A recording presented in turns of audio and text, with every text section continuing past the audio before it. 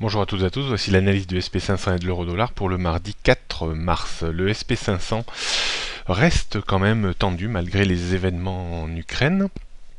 Il reste toujours autour de sa zone de résistance comprise entre 1845 et 1860 points. Après une petite vague de correction hier sans frais, l'indice a parfaitement rebondi à proximité de la bande bleue 4 heures que l'on voit parfaitement sur le graphique. Pour que l'indice faiblisse davantage, il faudrait la rupture de 1832 et surtout 1805-1815 points. Au-dessus de 1860 points, on pourrait encore avoir une hausse en direction de 1880, voire 1900-1920 points. Mais on se rend compte que la hausse reste poussive, toujours pour les mêmes raisons évoquées depuis plusieurs semaines maintenant, c'est-à-dire la proximité bien entendu des sommets annuels de l'année dernière et la grosse résistance oblique verte de long terme qui passe toujours dans la zone de cours actuelle. Donc au niveau des supports et des résistances, donc nous avons une résistance évidente à 1860, avant 1880, 1900 et 1920 points. Support 1832, 1815, 1805, 1765, 1730 points. Bon, la tendance reste haussière au-dessus de 1815, 1805 points.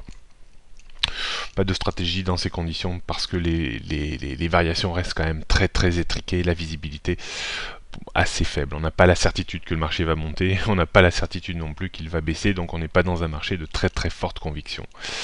Au niveau de l'euro-dollar a bien buté contre la zone de résistance long terme très forte entre 1,38 et 1,3840. Il a pris appui en correction technique sur la bande bleue 4 heures aux alentours de 1,3725. Une tentative de reprise pourrait le ramener de nouveau en direction de 1,38. Le premier niveau vraiment de dégradation qui pourrait voir la parité rechuter en direction d'une zone de support très importante entre 1,3480 et 1,3550, ça serait la rupture de 1,3650, 1,3675. Donc d'un point de vue stratégique sur l'euro-dollar, on a une résistance à 1,38 avant 1,3840, support 1,3725, 1,3650, 1,3550, 1,3480, 1,34. Bon, la tendance reste haussière au-dessus de 1,3670. Je vous avais conseillé de vendre à découvert la zone 1,38, 1,3840 qui a bien fonctionné. Je crois qu'on pourra alléger fortement dans la zone 1,3740, 1,3750. Et on retentera de nouveau une vente à découvert si on devait remonter vers un 38, un 38, 40.